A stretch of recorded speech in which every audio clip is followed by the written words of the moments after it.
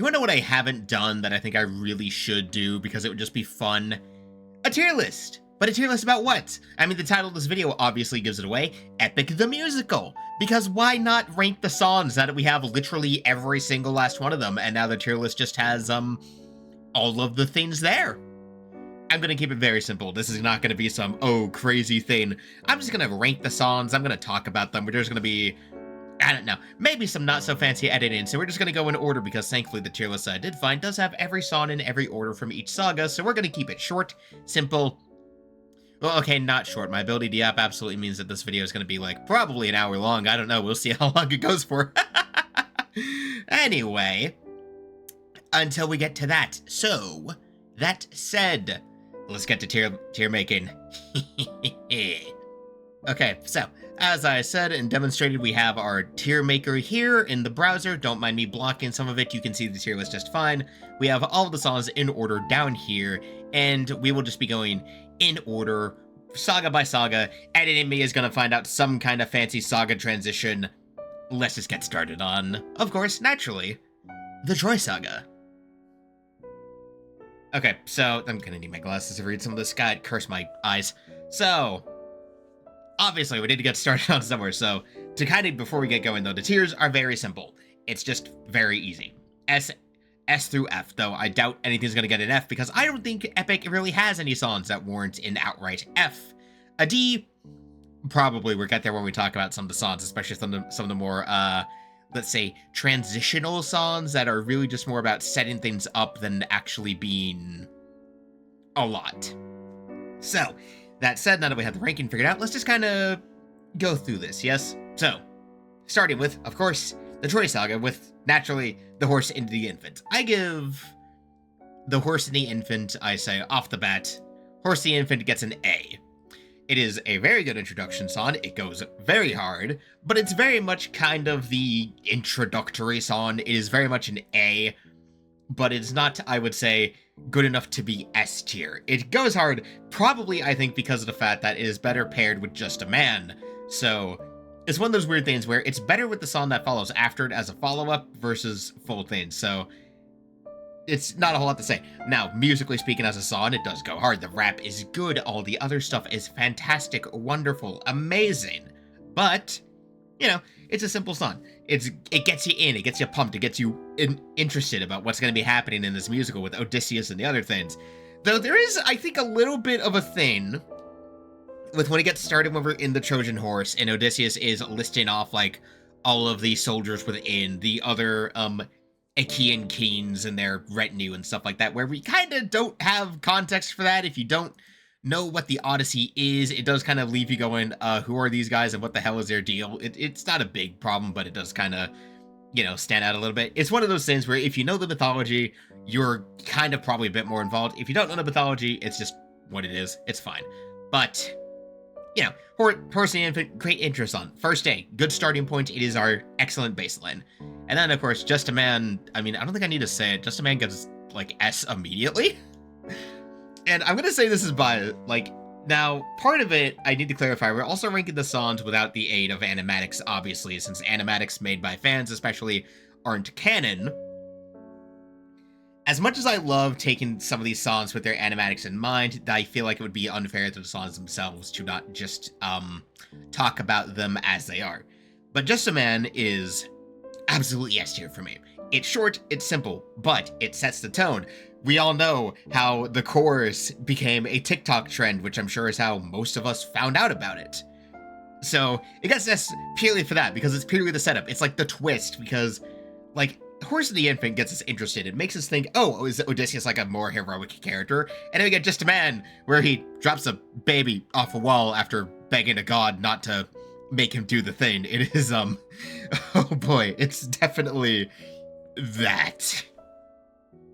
That is the nature of it, that is the way it goes, though. So Just a Man, it hits that S tier. It's also just like, it's different, too, because, we'll talk about these, because it's kind of hard to talk about these two songs with just individually, because they do kind of move into each other. So Just a Man gets you pumped well, just Horse and the Infant gets you pumped, while Just a Man kind of dials you back with a more somber tone. So, individually speaking, I would put them here, but, like, I mean, honestly, actually, no. Yeah, I think we're actually gonna move Just a Man to A tier just because of that factor when I said that these two songs are better as an accompaniment than on their own. I know I'm contradicting myself from what I said earlier, but like as I'm talking about it and thinking about it, these two songs do go better together than individually, and I think that's kind of the thing. S tier is definitely going to be for songs that on their own are like the best of the best that Epic has to offer, right?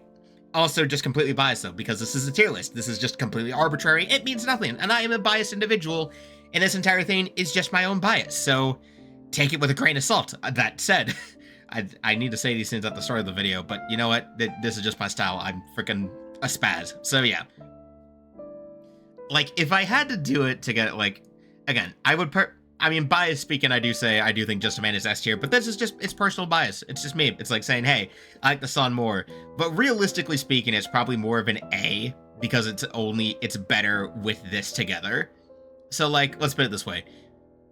Together, Horse and the Infant and Just a Man are an S tier, because together they make, I think, a complete whole, right? They're a bit better together, which together they're S tier, but individually I think they're A tier, is what I'll say. So like Just a Man absolutely kind of stuck halfway between them, so we'll just put it here with A tier. God, those first two songs have taken me so long already.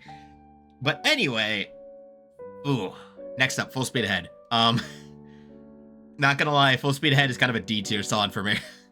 Like, it's not a bad, like, I don't think Epic the Musical has any bad songs, right? But to me, I think Full Speed Ahead suffers from the fact that it is the first setup song. It doesn't really have anything big or bombastic in it. It's very much just a, hey, we're setting up the next scenario, things are moving along and doing what they've got to do. So that's just, you know, how it is, and that's how it's got to be. So it's just kind of stuck that way. Unfortunately, it is what it is. It's not bad, but it's very much suffers from being not a whole lot, you know? Like, it's mercifully short in terms of, like, the other songs in the musical, but it's just, Full Speed Ahead isn't enough. I don't even really have enough to say about it in retrospect, because it's just kind of that. It's not enough to be what I would call amazingly interesting, which is a shame, because it's not bad, but it's very much D tier. But, hey, it is what it is. Granted, then, we get Open Arms, and I'm biased. Open Arms, I'm completely biased when it comes to Open Arms individually. I think Open Arms is S tier, basically purely because of Polities. Like, 100% my bias is Polities. No, fuck it, I'm gonna stay biased. Open Arms, I'm staying biased. Just a Man is also S tier because of just the things it sets up and what it gets into motion later. Also, of course, callbacks. Same with Open Arms. Open Arms, I'm completely biased because Polities is the glorious Sunshine Boy, and how dare Jorge take him from us, and then proceed to call back to it at every opportunity to make us feel emotional pain. It's so much, so badly. But it's also just, I think another reason why I'd rank Open Arms as S tier is because it's very different from the other songs in tone, right? Because it's mostly a Polities song, like it's his one major song, his literal only song before he drops dead. It gives a very different tone. It's very, you know, bright, jaunty, happy, a wonderful little time, you know, greet the world with open arms. But yeah, no, my bias is that Open Arms is S tier purely because of my bias towards Polities and what the song it makes me feel later whenever Jorge dares to call back to it and make me feel pain. Yeah, and then Warrior of the Mind, though, is then, moving on, I'll put Warrior of the Mind also into A tier. Warrior of the Mind is very, very good. Very fun instrumentality. As an introduction to Athena, it's not too bad. Though, narratively, I think it kind of suffers, and Danny Mata is actually reacting to Epic the Musical right now, and he kind of says this in, I think in a more in-depth stream he did, where Athena's introduction feels a little stilted because we don't really get to know anything about her and her relationship to Odysseus before her appearances in Warrior of the Mind and My Goodbye. And knowing the songs that Jorge had cut from Epic the Musical for the sake of time and space, I do feel like we probably would have gotten some more of that if we had gotten some of the backstory songs, which I do need to check out those WIPs because I do think he posted them. So I do need to check out those, but it does feel like with Athena's introduction, as good as Warrior of the Mind is, as much as I enjoy the song, as much as I love the concept of using the quick thought to like pull Odysseus back from the moment and flash him back to his past and how Athena built him to be this general, the warrior of the mind, it does kind of suffer from that this is how we meet Athena, and we kind of just have to run off of, okay, this is just kind of their relationship, but we see their relationship as it's about to fall apart. So, yeah, unfortunately, it is the way it is. I like the song, though, don't get it wrong. And remember, this is all completely arbitrary. So, next saga.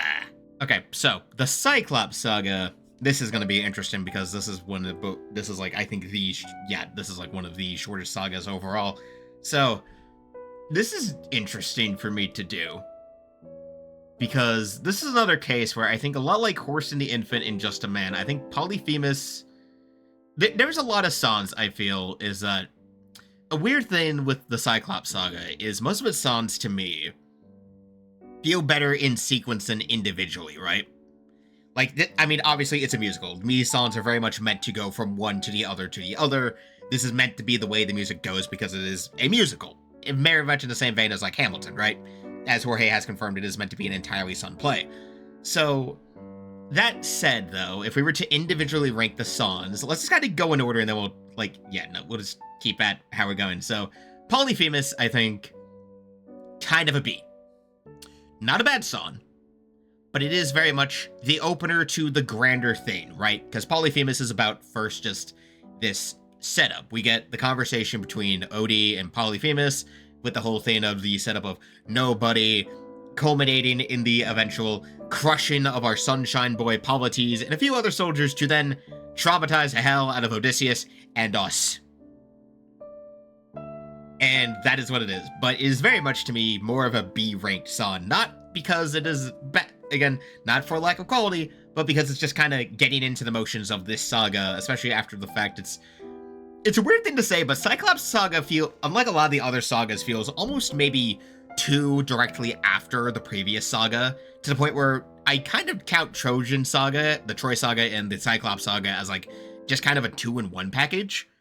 So it's kind of a weird thing because these two sagas are so interconnected to one another in terms of their timing and how they happen across the journey that it feels hard to talk about them separately, right? And the same thing kind of I had to give to Survive, which I would personally put Survive into... Survive's another B tier song. Again, not bad. B tier is not a bad song, but it's very much a kind of Again, paired with... This is just a weird thing about the saga, is that I think it's a much better product together than separately. That being said, Survive suffers from that too, where I do think it's cool. I think it's pretty epic.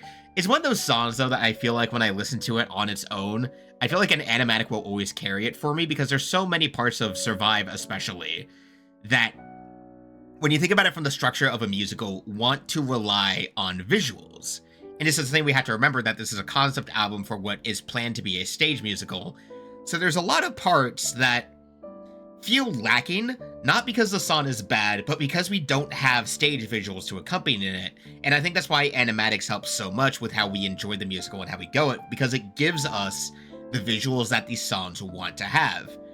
And so that's where I feel the Cyclops saga, especially as songs alone, is kind of a bit weaker, not because the songs are bad, but because the songs really need the visuals to sell what's going on. Survive especially. Survive has so much action that it's why I can't listen to it without an animatic almost. So it is that. Same with Remember Them, actually.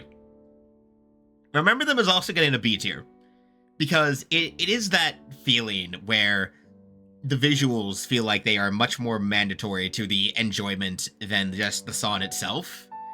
And it doesn't result in a bad experience, but it does definitely make the song feel a little bit more middle of the road than I think is meant to be. This is so weird because the Cyclops saga is so impactful because of how much stuff follows right after it that matters so much. And I feel so bad to say, most of it's B tier, but it is that. Don't get me wrong. All of these sagas have their good moments. They have their peaks. They have their, oh shit. But Cyclops saga is just kind of this. My opinions on this are very samey, as you can tell, was that the visuals help them so much more and elevate the songs. Like, if we were talking about this based on, like, animatics, it would absolutely... Cyclops saga would probably absolutely have a at least to have most of his songs in A tier, just because of my bias towards, like, especially Murtry's animatics, but, you know, we don't have those animatics. We're just talking about the songs today.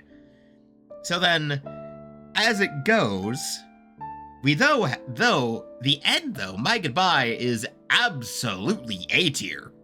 Like, it caps off that. It is such a good song on its own, right? Like, My Goodbye as this clash between Odysseus and Athena before she cuts contact with him entirely, which, kind of like what I said, though, with Warrior of the Mind, it's held back by the fact it happens so early in the plot, right?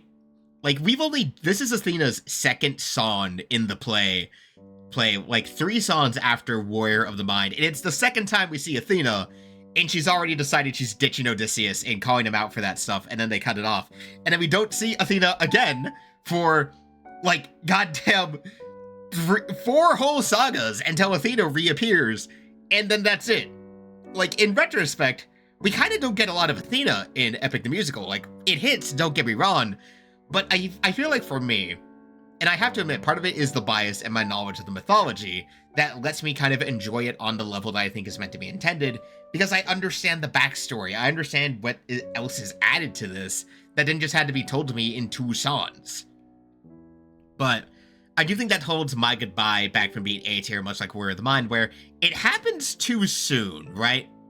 Like, Danny Mata had the same opinion. I actually do agree with him that it happens a bit too soon to be as impactful as it could be.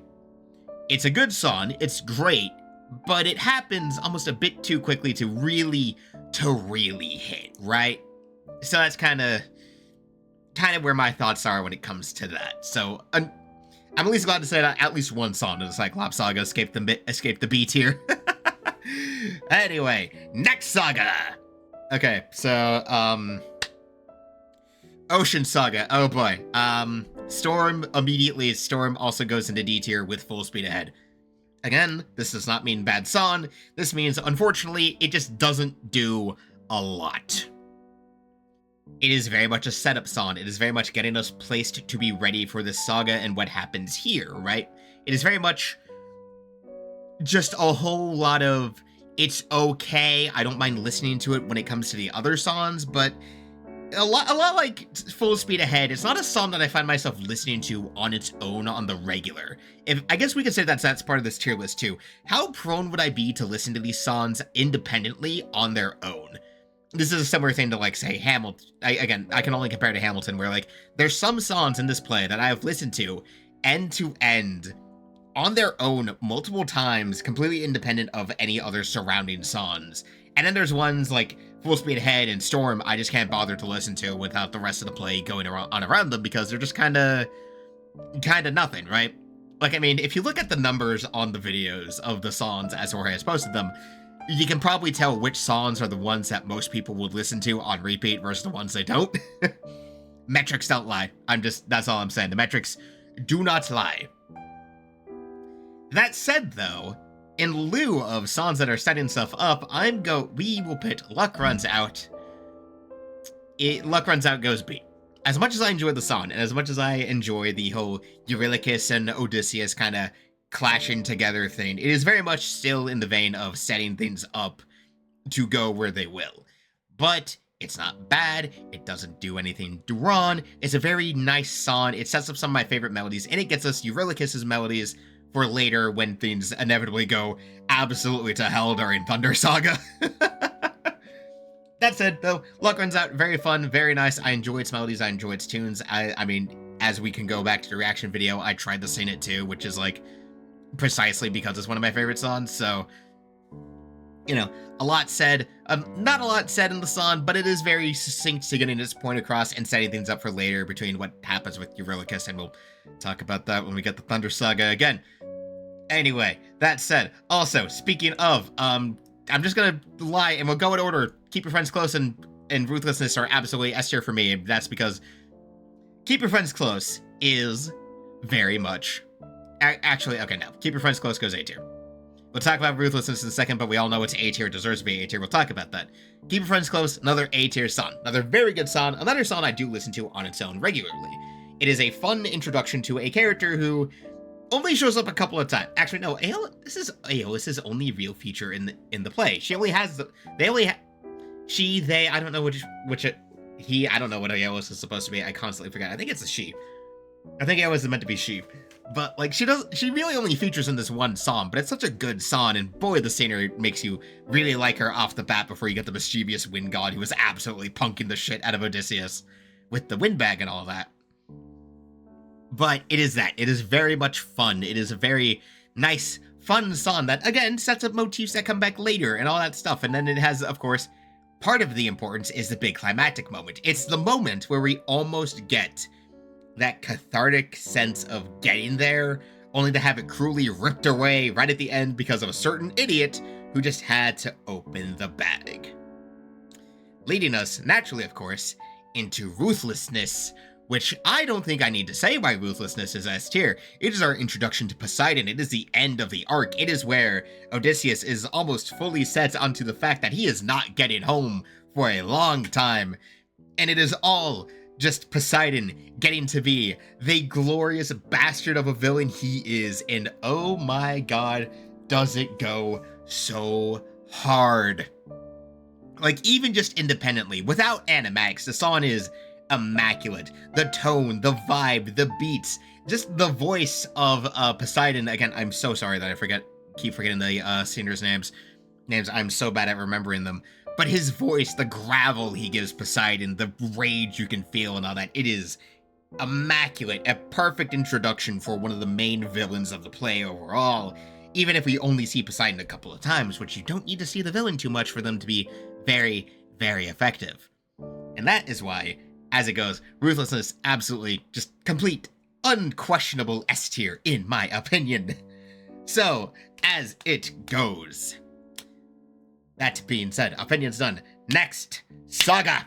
Okay, so Circe Saga Circe Saga is weird because it's another one of those sagas where I feel like certain parts of it are better together than individually. But Puppeteer, Puppeteer is absolutely a A-rank song. It is another Odysseus and Eurylochus song, but it does have some Circe to get us introduce us to it. It gets us introduced mainly to Circe's motif and melody, and that blend between them is so good. Also, partly totally biased because of the part of just the part where Eurylochus is all. I'll just have to play the fucking clip from Gigi. But you know the moment I'm talking about, right? You know the one. You know the what? Just the ultimate peak of the what saga, as we call it, of Eurylochus. Like, there was just a power we couldn't defeat. What was it? A woman? What? It's a moment that makes me laugh every time, and it's almost partially part of the reason why I rank the song so high. Aside from just how good it is, and how it feels and all that other stuff. It's just so good. So great. And I am so sad that afterwards I have to say our introduction to our man Hermes in Wouldn't You Like is our first C tier son. I am so mad, and I am so sorry to Hermes' actor. If you somehow find out about this video, don't hurt me. And fellow Hermes fans, also don't hurt me in the comments that I'm putting Wouldn't You Like in C tier. Again, this is a bit different from B tier, right? This is a bit different from the B tier thing. It's very strange, right? Because Wouldn't You Like is one of those songs where it's very much a short transitional piece. And just the way it goes, I like the song a lot. Again, keep in mind, the tiers are completely arbitrary and don't actually matter. This is just me kind of placing them in completely arbitrary spots where who knows what I could think about it and what it'll do. You know, it is what it is.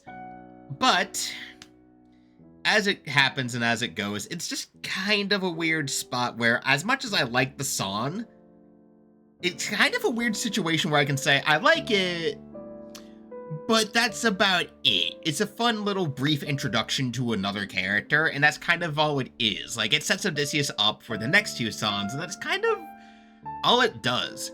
It's not quite like Full Speed Ahead and... God damn it. Amber Alert, please don't go off when I'm trying to record. Anyway, as I was saying, interrupted by life.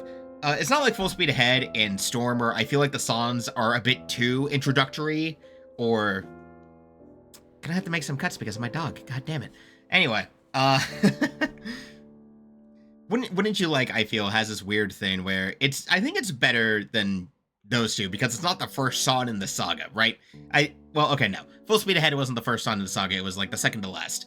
But that's kind of a weird part for this. This is the second to last song, this is the first song in its saga, and then this is like the second song in its saga. So I think that's what pits it above a bit, because it doesn't feel like weirdly spaced out or too transitory for its own good. Wouldn't You Like is very much a setup song, but it is very much the presence of Hermes that takes it from kind of being like these two, where it's like, oh, it just sets Odysseus up for the next stage of the story, and that's kind of all it does.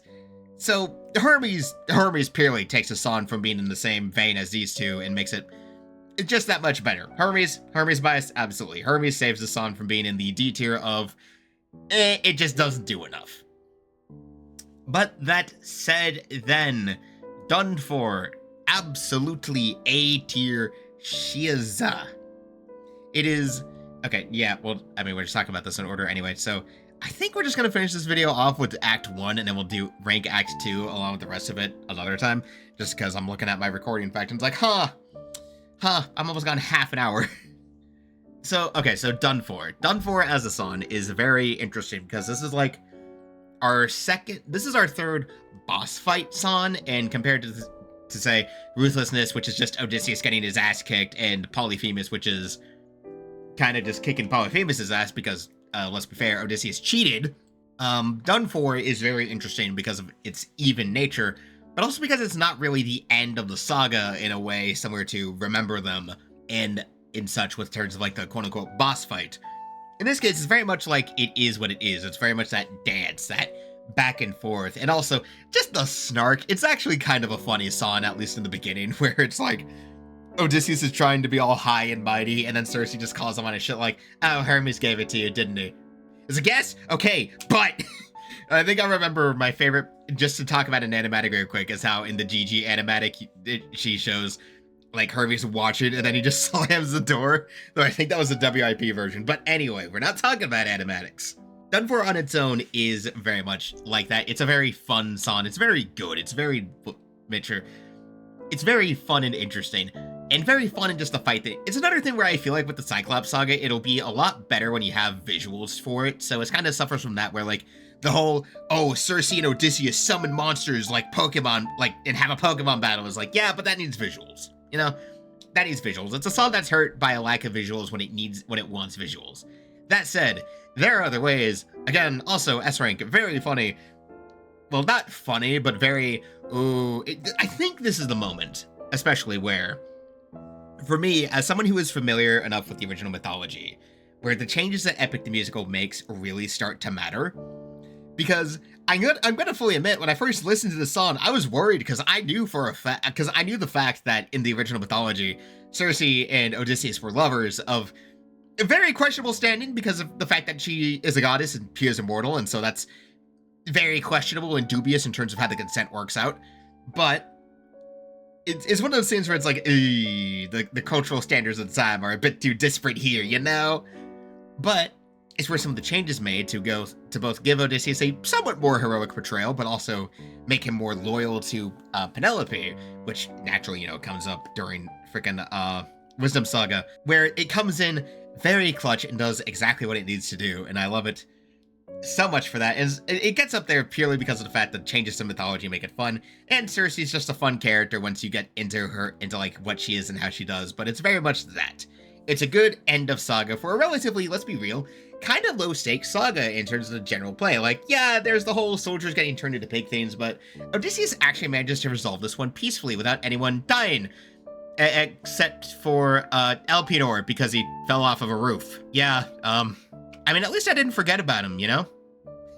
At least I remembered him. Anyway, let's end off Act 1.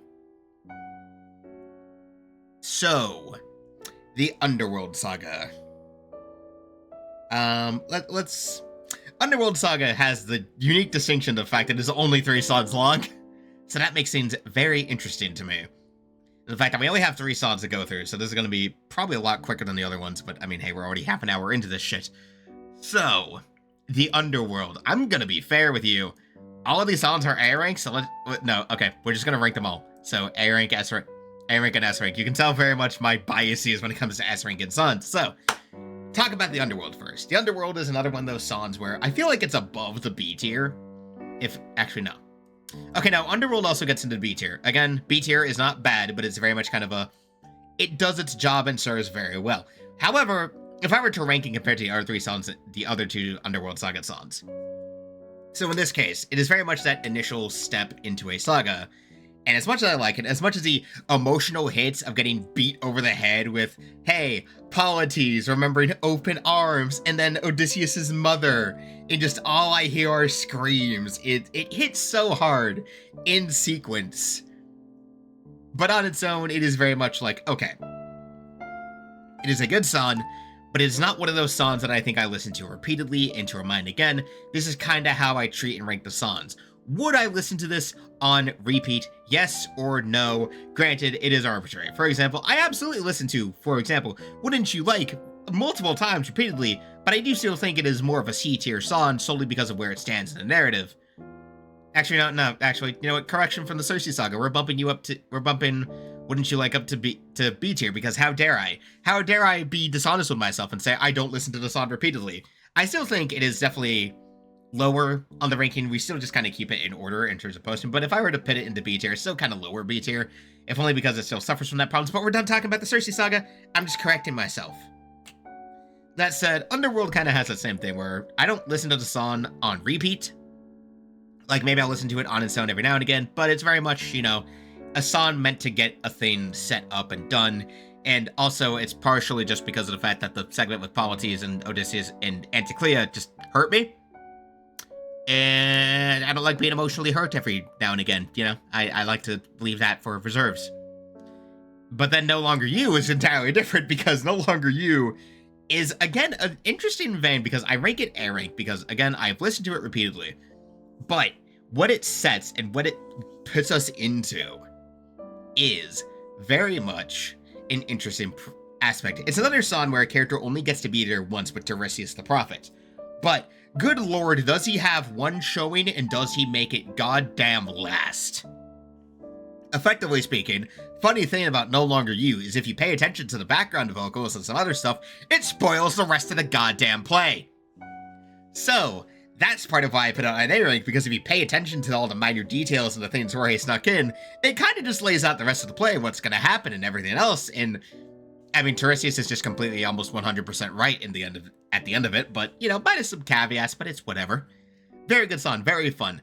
Tiresias is a fun one-off character, and then there's the moments with, like, Odysseus with just that, like, that violent whoo! When Tiresias says, I see your wife with a man who is haunted, I see a man with a trail of bodies, is peak. And God, Jorge Strout must have heard after doing that, because mine does too.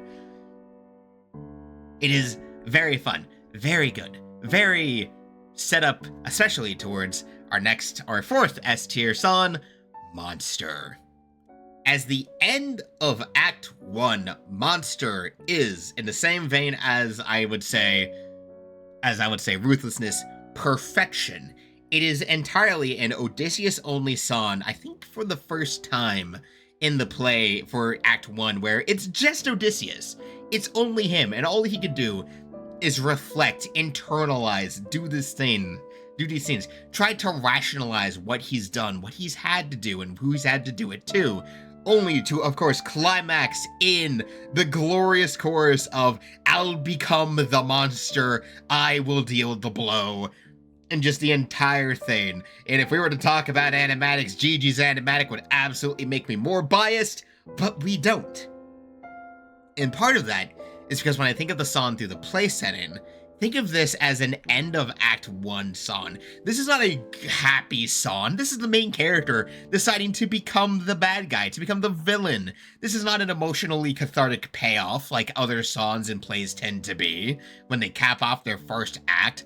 No, this is an, oh god, Odysseus is about to do some very bad things. Some probably very unnecessary things. What has happened to our main character? And I think that's part of what elevates a Monster for me in that regard, is that it's very much like a, oh, this is going to go badly for everybody involved. And it's going to be glorious when it does. And so, that said, with my ramblings that probably are not detailed enough and probably would absolutely be better if I had someone to bounce off of, that is Epic the Musical Act 1 ranked in completely arbitrary and pointless matters. If you have opinions, leave a comment. I'll talk to you there, and maybe we can have a more detailed discussion to my 35-minute long rambling. And, that being said, if you like the content, leave a like, comment, subscribe. See you in the next video. I also stream on weekends and Mondays. And that said, until the next one, where we'll be then continuing to finish this list off with Act 2.